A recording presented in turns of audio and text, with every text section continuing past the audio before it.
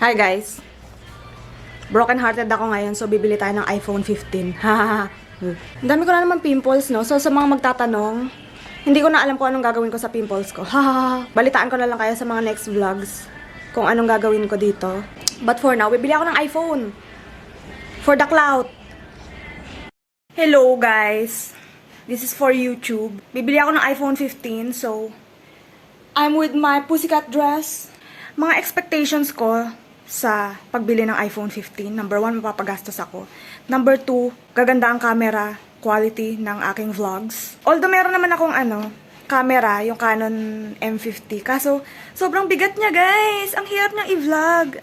Ang hirap niyang ipang-vlog. At hindi siya pwedeng pang vertical vlogs na pang TikTok. At shorts. Seryoso, guys, kinakabahan ako. Kasi syempre, hindi rin biro na investment yun. Investment. So, tinitingnan ko siya as investment kasi kailangan ko siya talaga sa pag-vlog, ganun. Para tuluyan na ako mag-viral. Charis! Hindi naman hindi, investment talaga siya. Kasi ang mahal niya. So, kailangan talaga meron akong magamit sa kanya, magawa sa kanya. Aside from photos and travel videos. Kasi ang dami kong travels this year. As in, magmamount Pulag ako. Magse-Cebu, magbabali. So, yun. So, kailangan ko talaga siya.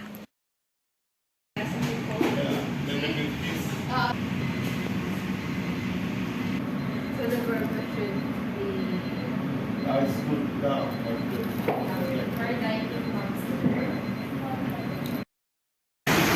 Dito ako sa SM Aura. Kasi ito yung pinakamalapit na Power Mac Center.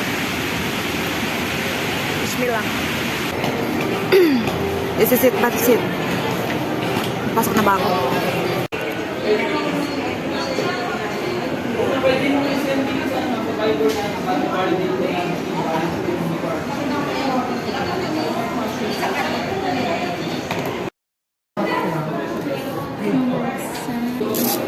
Sa bulok. Ibang. So, ito na siya. Okay? So, isa-isahin natin. Yung unit na iPhone ay, ito yung mga binili ko sa Power Mac. Gamit ang aking BPI Gold Mastercard. iPhone 15, 256GB, kulay pink. Siya ay nagkakahalagang 68,990. With tempered glass. With tempered glass na nagkakahalagang 1,290. And adapter charger na nagkakahalagang 1,090. So, kapag gumamit kayo ng BPI credit card, like what I did, meron silang discount na 2,000 pesos.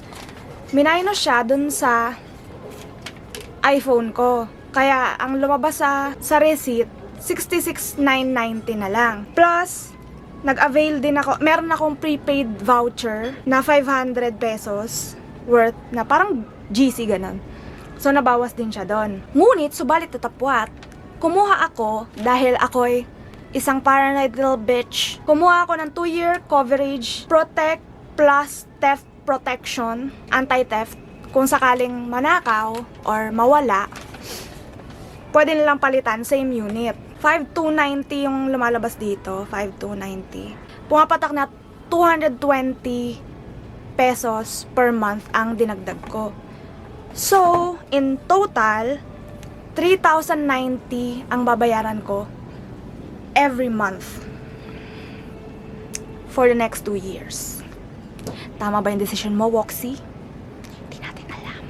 Bago ko pala makalimutan, kasama dun sa package ng BPI, hindi man package, pero parang promo ng BPI pag bumili ka sa Power Mac na buy now, pay later. So, around 3 months from now pa ako matcha-chargean dun sa mga binili ko. So, malamang yan sa April pa. So, yeah.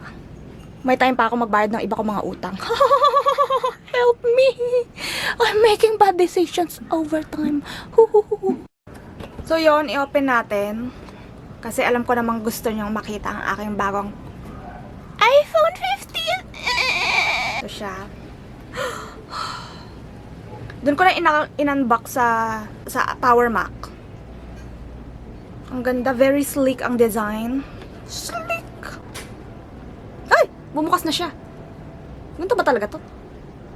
Ah, nag-automatic siyang bukas kapag tinapat yung mukha ko. Kasi meron siyang face modifier. Huh? Face modifier.